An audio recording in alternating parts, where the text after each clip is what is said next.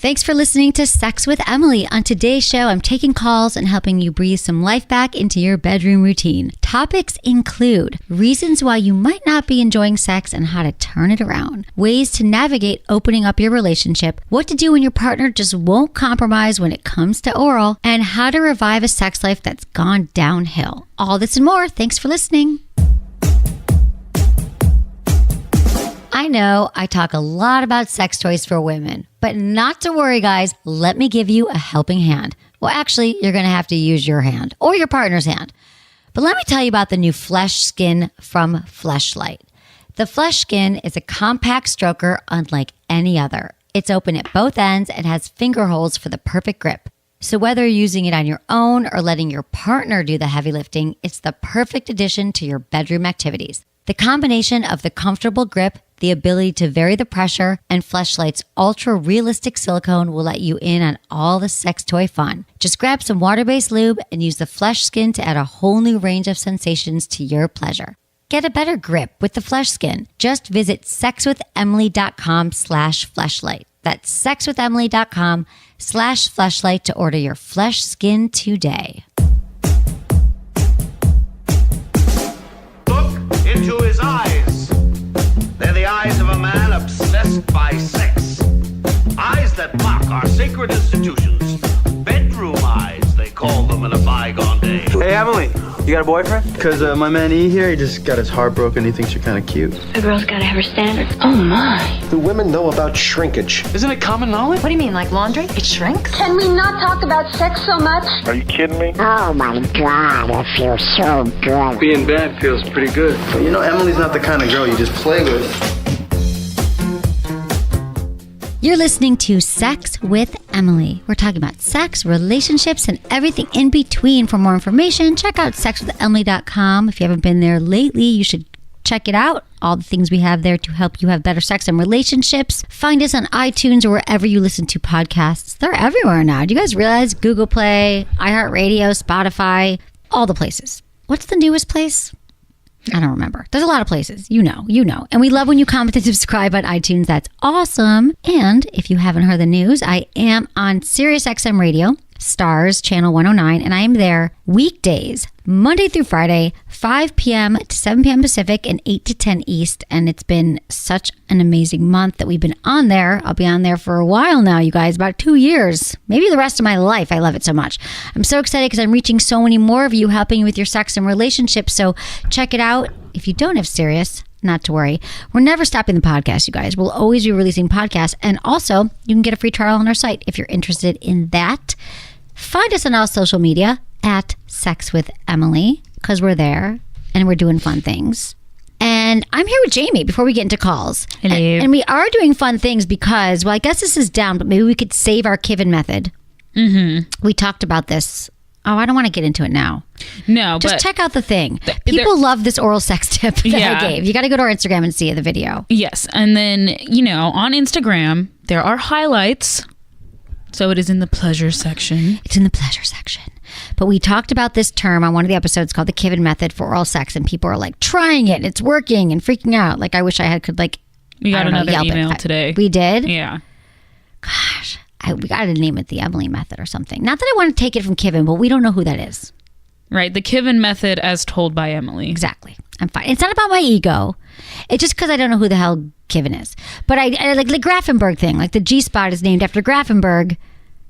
And I get he was like a doctor and he found the G-spot. But he was a dude. So the whole thing is confusing to me. And I feel like I'd like women naming things that women have. Like oral sex on women. Okay, anyway, we are going to get into some sex in the news right now. Really, this is news to help you and tips to help you enjoy sex more, which is what we're all about here.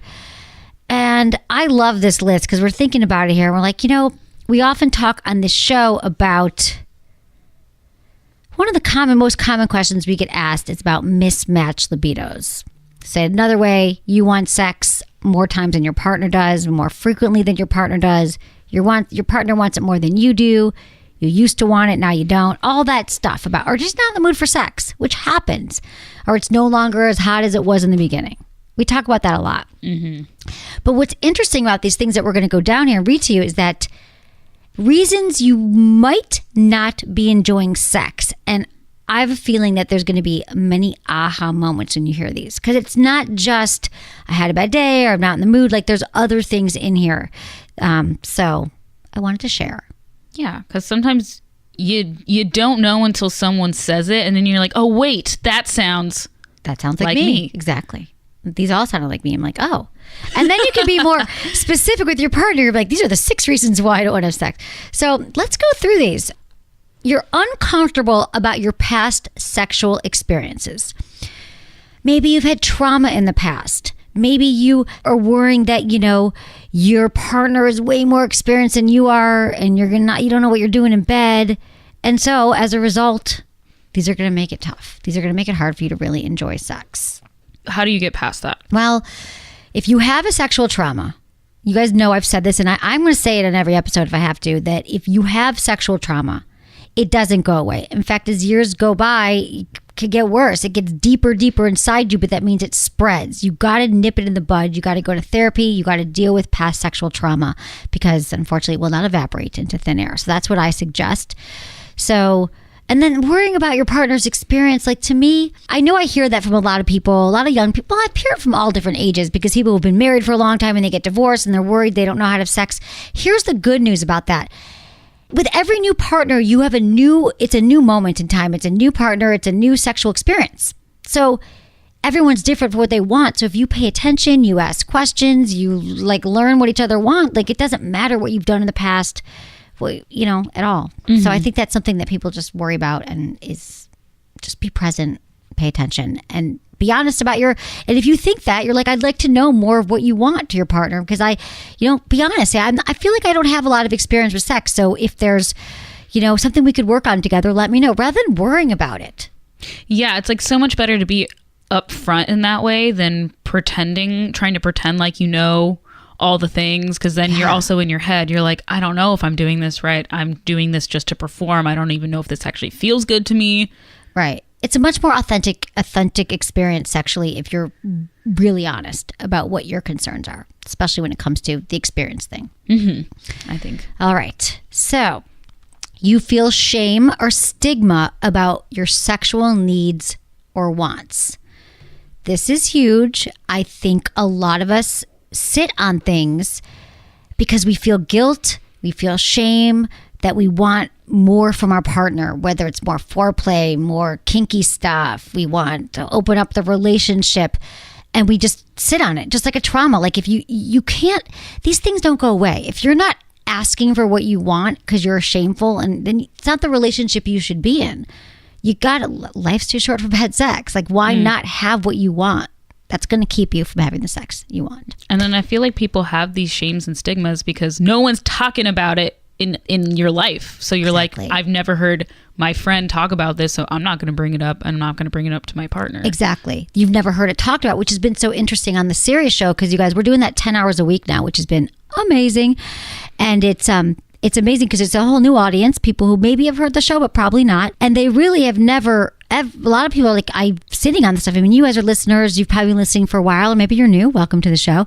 But you realize that, of course, we assume that what we think is weird, everything we think is weird. And most people are calling me going, is it okay that I sometimes have a fantasy, or that I might want to see my partner have sex with someone else? Like people think it's like, I've been carrying this for 25 years. And I'm like, and then 15 people call in because it's immediate and say, I've had that too. Mm-hmm. So just know, you guys, if you're not talking about it, it's time to let it out and be free with what you need, and talk to your partner about it in a healthy way. Perhaps you've been given false or sex negative messages about sex or sexuality. You might have heard things about sex, about, that you should wait for sex, or that it's wrong if you have a certain type of sex. It might have been when you were a kid, you heard messages, or whenever, and you think, well, this will make me blank, slutty, out there, against my religion, and challenge it. I mean, think to yourself, where did I get this message from? Because if this resonates with you, you're like, oh, I have a sex negative thought. Like, I believe that asking for what I want in bed is going to make me seem, I don't know, slutty, or what I think that's what some a lot of typically women. Yeah. Or if I tell my partner that my fantasy, they're going to leave me. Or if I have a fantasy, I'm cheating on my partner.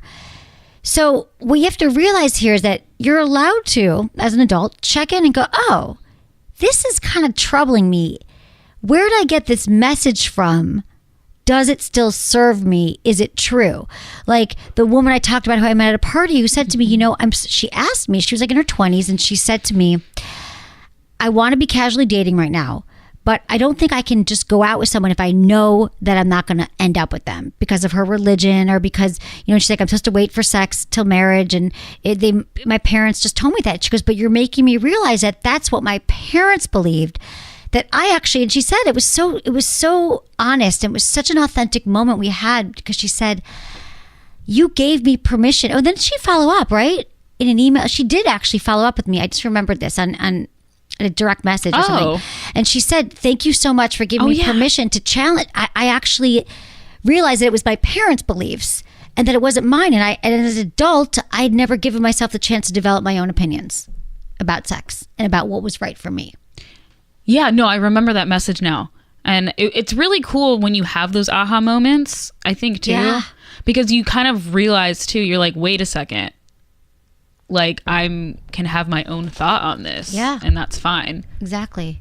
And yeah, I mean, Nothing bad's going to happen. Yeah. And we carry these messages with us to the privacy of our bedrooms. Like, we're like, oh, I can't do that because society thinks it's wrong. It's like, society is not here. They are not in your bedroom. Yeah. Unless you're on a webcam or something. They're not in the bedroom with you, which is cool. Yeah. If you're into that, that's cool too. But they're probably not there. It's just you and your own thoughts.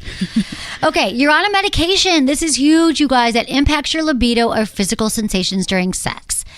Antidepressants, you guys. I mean, it is like 2 out of 5 women or 1 out of 5 women. I'm not sure what the number is for men, but there's a whole lot of us on antidepressants. And if it's an SSRI antidepressant, it's going to impact your sex drive. You might not link it to that. So there's a lot, you guys.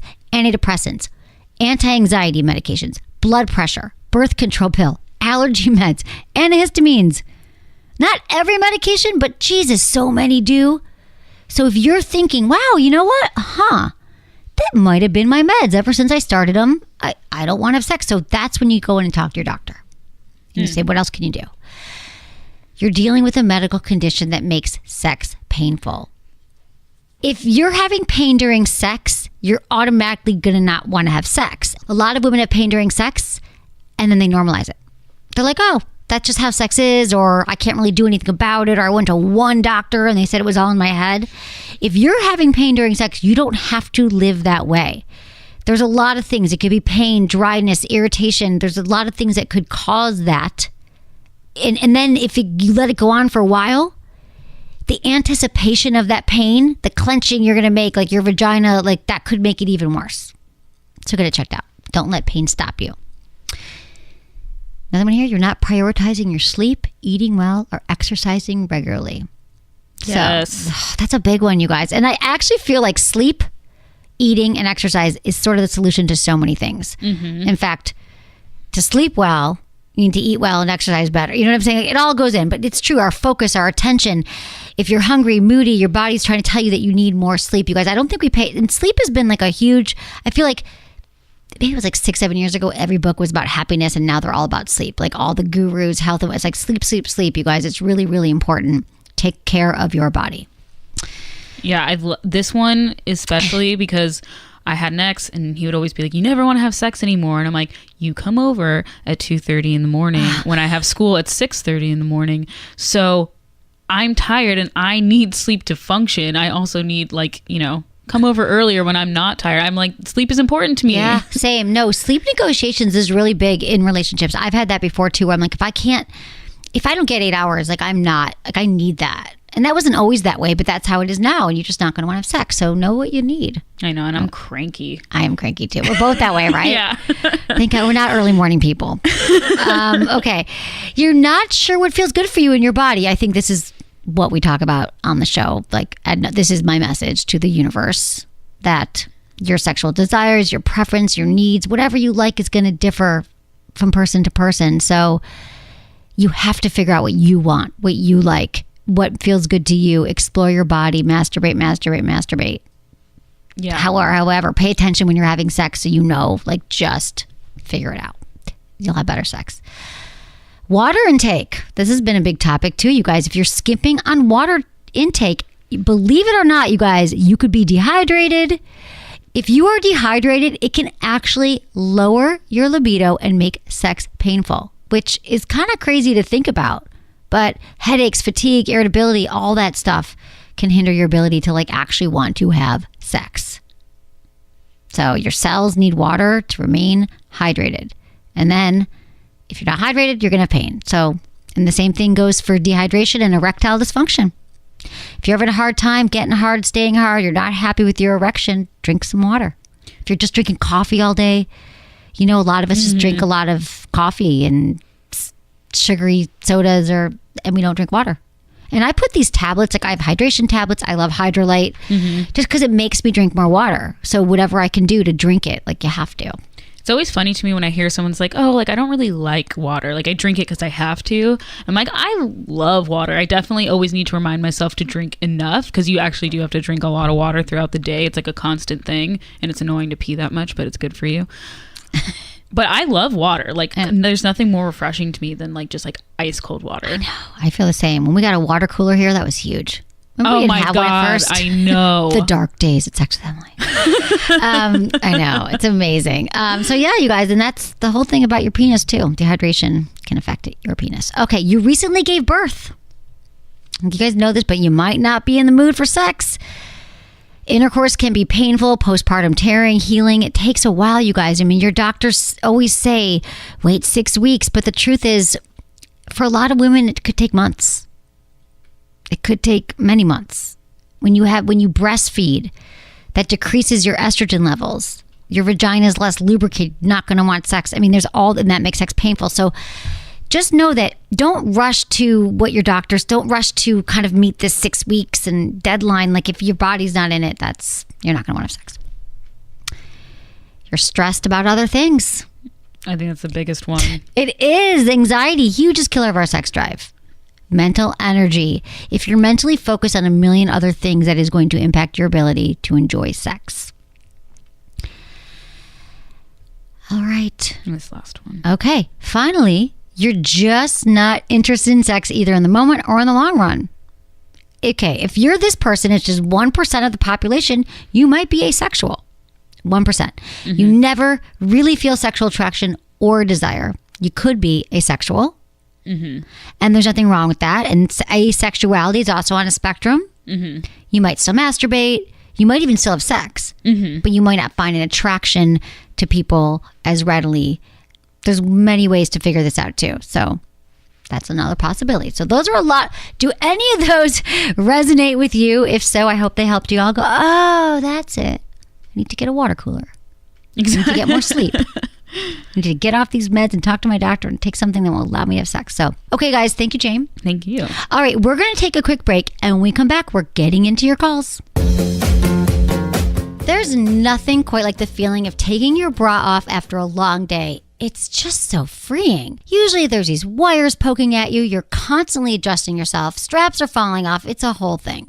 You know what I think? The only people who aren't dreaming of this right now are those who have already discovered Third Love. Third Love makes hands down the most comfortable bras I've ever tried, which makes sense because the founder created the company because she had all the same problems most of us have when it comes to buying bras. So she wanted to make it a whole lot easier, and she did. For starters, Third Love bras are available in 70 sizes. 70! That is twice what most major brands offer. But you know what else they have? I hope you're sitting down. Half sizes. Makes so much sense. Take a moment for that to sink in. Oh, and to make it easier to find your shape, they have a fun online quiz that accounts for your size and shape. I tried it, and in 60 seconds, I knew exactly what to order. But it's not just the fit that makes them super comfortable. The fabric is soft and smooth, and the cups have memory foam, so they conform better than anything else. Oh, and there's no tags. 0. Thank God. I hate those tags. In all of their bras, I take off the tags and I'm ripping my bra. It's a nightmare. They thought of everything and even included tips on how to properly adjust the straps. I didn't know I was supposed to adjust my straps once a month. Who does that? Think about it. You wear your bra every single day. So why not have something that actually fits? Third Love is offering my listeners 15% off their first order, and they will guarantee the fit. So if you don't like it, you return it or exchange it for free. Seriously, this is a no-brainer. To order your favorite new bra, just go to thirdlove.com/Emily and get 15% off your first purchase. That's THIRDLOVE.com/Emily to save 15% off today. The Big O. Everyone's always asking me about it. How do I get there? Or I've never had one, or I can only have it on my own. Some people are like, I can only have it when I'm sleeping, Emily. That is actually a thing. You guys, but here's the thing about sex. It's not so linear, and it shouldn't only be focused on orgasms. What about your pleasure? What about intimacy? What about finding other ways to feel good? I just want you all to think about sex differently, because there's a lot more to healthy sex than just orgasms. However, I'm not saying orgasms aren't amazing. I mean, they are. You see, I can't guarantee you orgasms, but I can give you some tools to help you along the way. Thanks to AdamandEve.com, because they want to get you there too with their Big O Kit. It comes with a great little mini vibe, plus a special climax gel that gets everything extra tingly. It's a great combo for some amazing pleasure. But also, they want to give you more than the Big O. You can also get 50% off one of your items and free shipping. I mean, have you been to AdamandEve.com?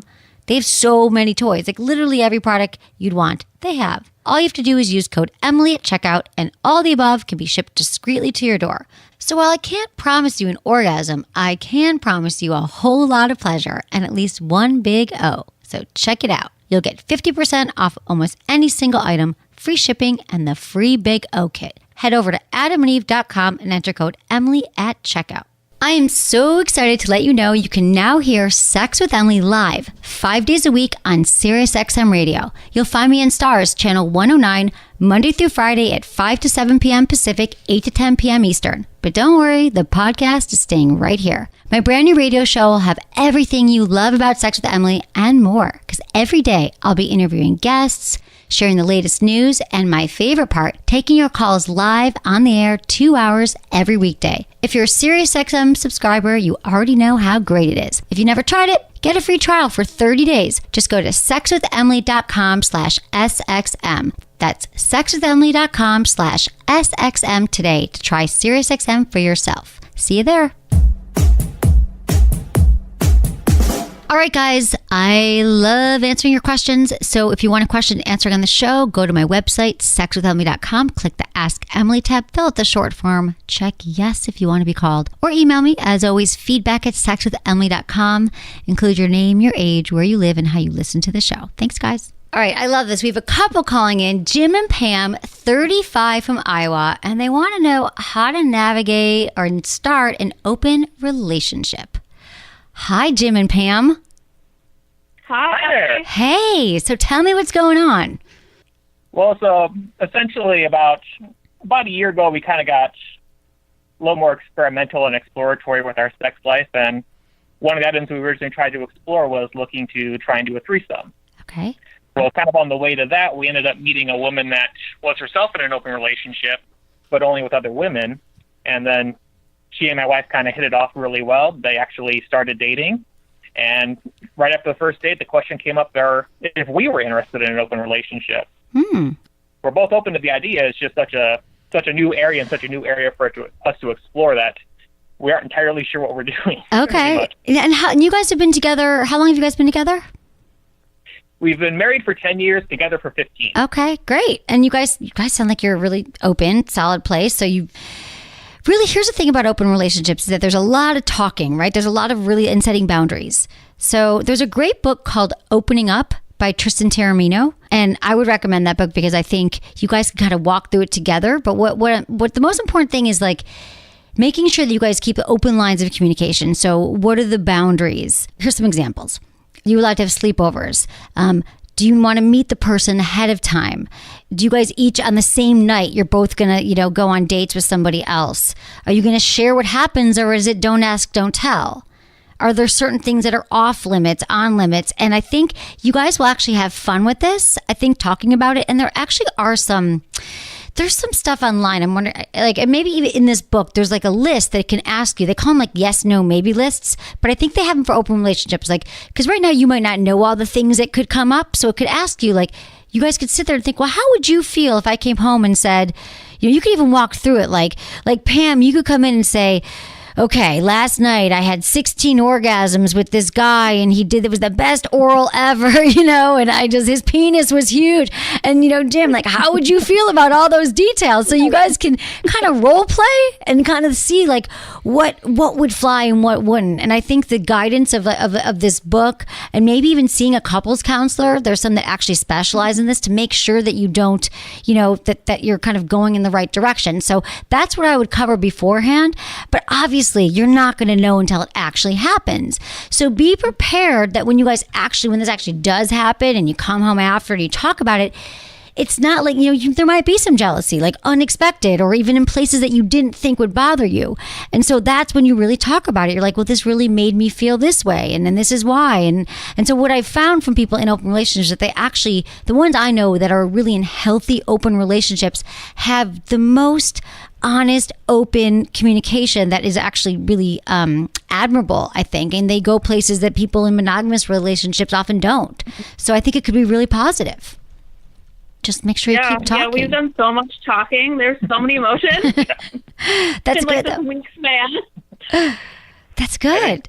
I've spent several days just like writing out like lists of rules on a notepad, like of things that we were be comfortable or not comfortable with, and like. Oh, good. Okay, so it sounds like you guys are already. Like if it did happen. Yeah. No, I love it. You guys sound great. I mean, it sounds like you're already then going in the right direction, and then and I think you just keep that going, because you can't know until it happens. But I think it helps to do as much work you can ahead of time, and then to honor those boundaries, obviously, and like watch the drinking. If you guys are big drinkers or alcohol, like sometimes people can, social lubricant. Sometimes we make, we do things we wouldn't normally do. So I think it's great to kind of limit that, drugs, alcohol, when our inhibitions go down. And so, yeah.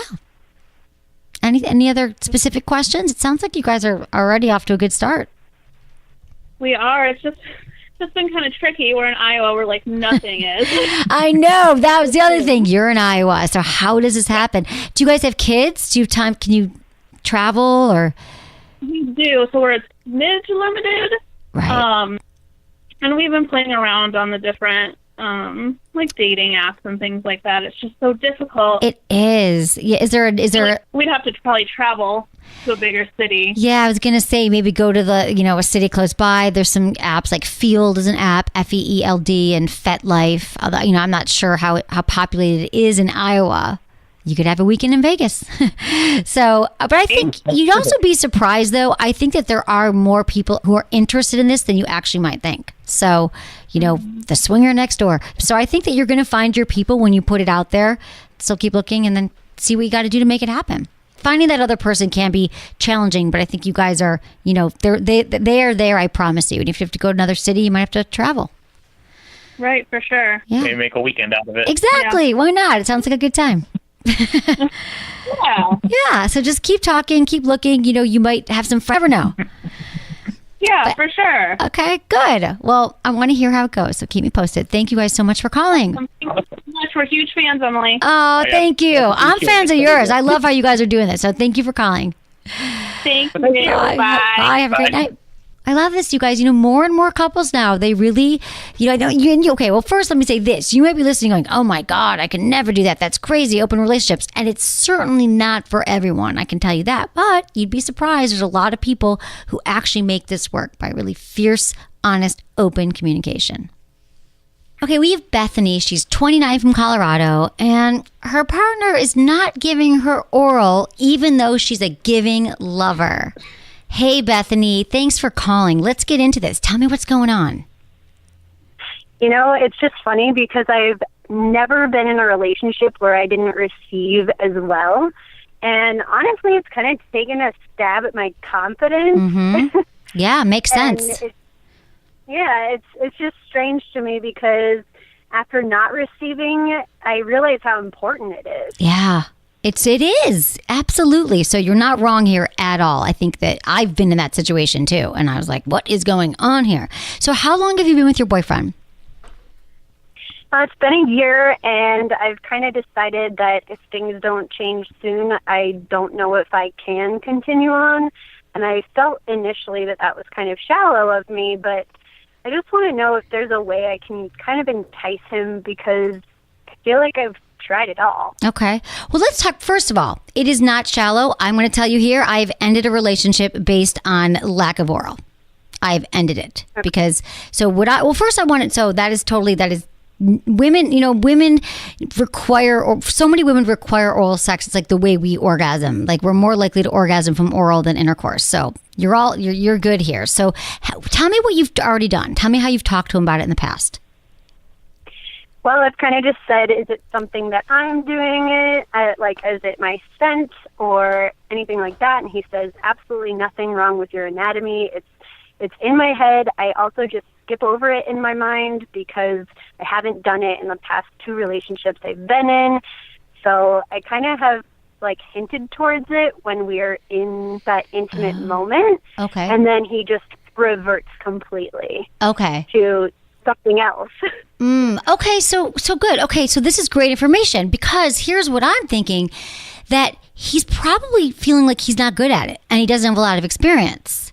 So, which he probably doesn't. And so I think it sounds like he doesn't. So I think he probably really wants to please you. It's not like he doesn't sound like he had a bad experience or it's just not his thing, that he might need some guidance from you.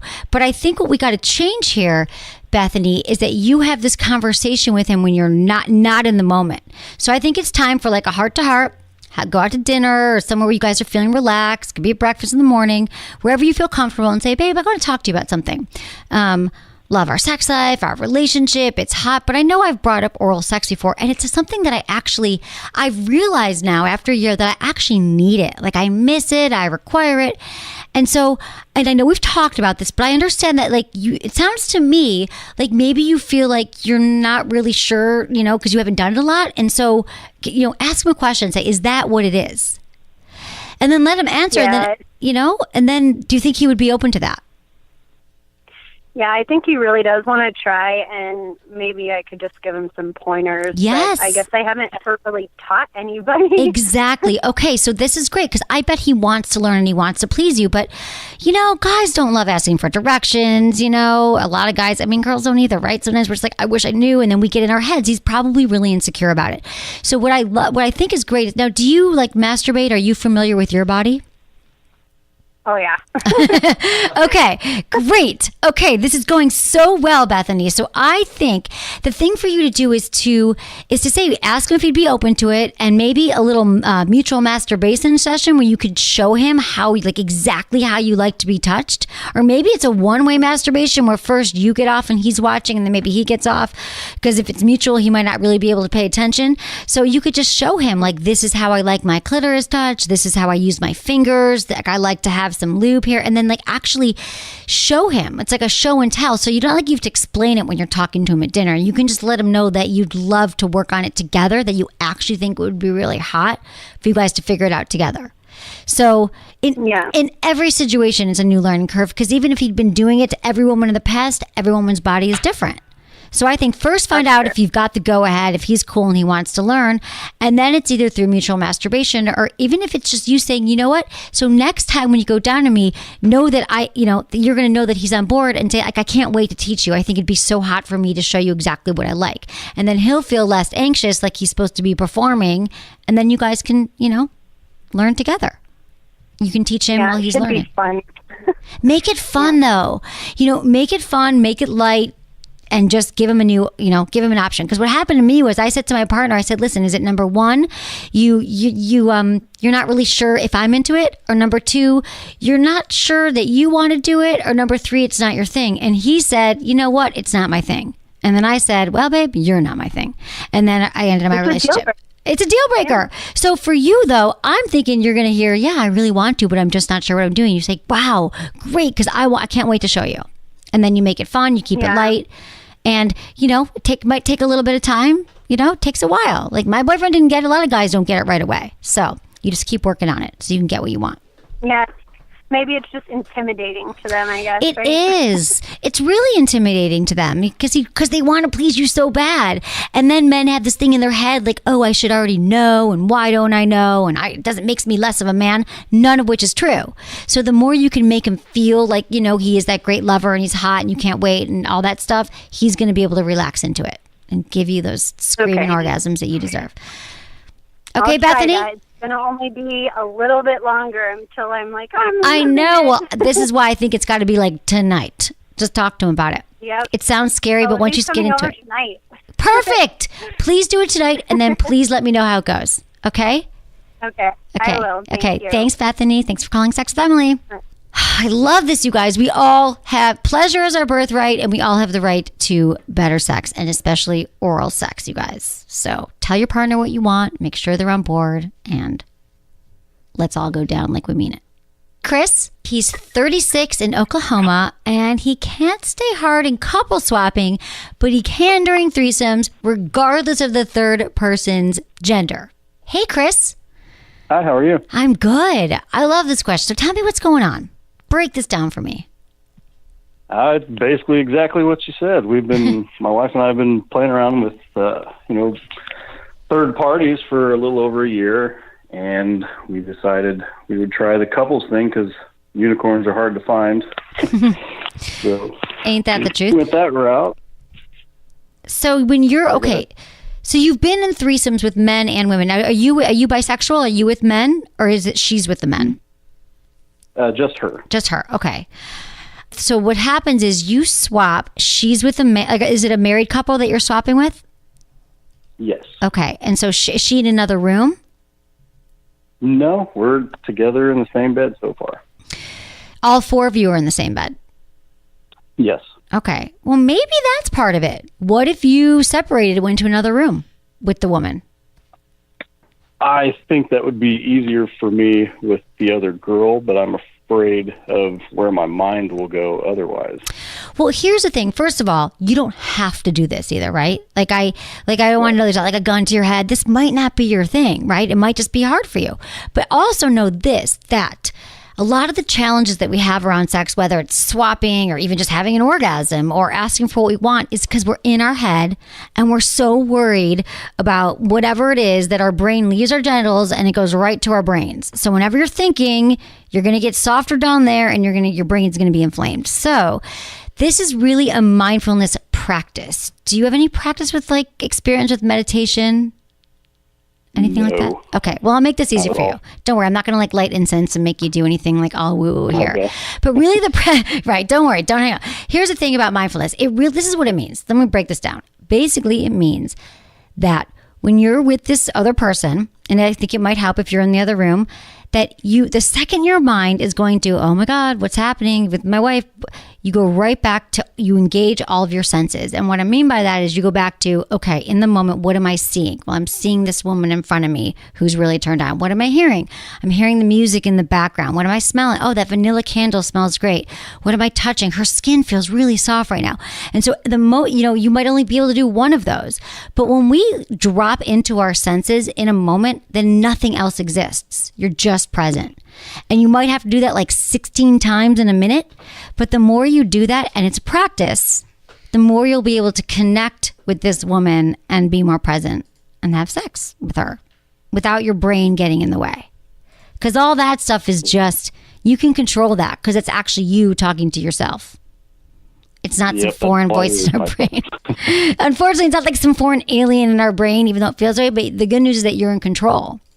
And what I would say is before you guys go on to another swap, I'd love you to start practicing this when you're masturbating or when you're actually having sex with your wife.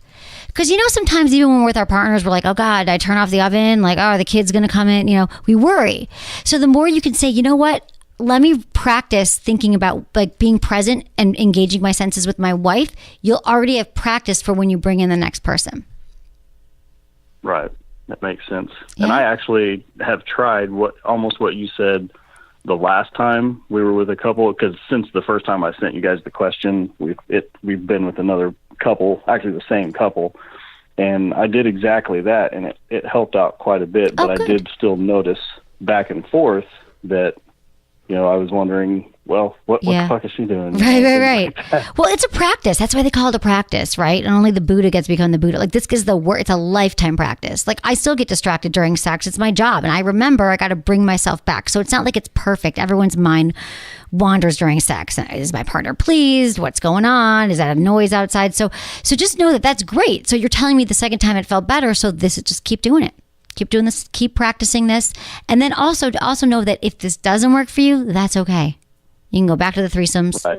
You can go back to the foursome. Maybe you have a foursome where you're all in it together, literally. So just, there's nothing wrong here. Just see how it goes the next time. And just, I think it's going to keep getting better since it already is improving. I agree. Hopefully, I'll just keep trying. Good. Okay. Just keep being present with that. Thanks, Chris. Thanks for calling. Thank you very much. You're so welcome. I love that people are trying to explore something different each time, right? I mean, you got swapping and threesomes, and our brains just do things we don't want them to do. But the more we can practice being in our body and being present in the moment, whether you're with one person or 6 people, it's going to serve you, and it's going to help us all have better sex. Matt, he's 30 from New Zealand, and he wants to revive his sex life. Hey, Matt. Hey, Emily. Nice to talk to you. So nice to talk to you, too. So tell me what's going on. I guess, yeah. So, I guess our sort of sex life has taken a bit of a back seat to, I guess, like the rest of life. And because we've just moved from New Zealand to Australia, and yeah, my partner's a bit stressed, and like her job's not going well. And there's all these other sort of external factors, like you said, are impacting, but and I guess being stressed and all that, sex life does take that back seat. Was the first thing that takes the back seat. So, it does. Ways, something like perhaps just little tricks or ways to sort of start to reintroduce that fire that was there. Yeah. Okay. So it sounds like you guys have had some stress and some anxiety and stress, like the biggest killer of our sex drive. So you know that. Yeah. You've been listening to the show. So you're wondering, like, how do I bring it back? What do we do? And she's on board as well. She's ready. Yeah, totally. Yeah, we've started. We do talk about it, and it is something that we do address every now and then. But I guess got to talk about it even more. Yeah, you're never done talking about it. That's the thing. I think we don't talk about it enough. People are like, oh yeah, we talked about it last summer. It's like, no, this is the kind of thing you talk about. As much as you talk about what we're going to do on Saturday night, you continue to talk about your sex life. So okay, how is your well, first, have you guys talked about your turn-ons or any fantasies you have, or do you happen to know what gets you both going, where to start?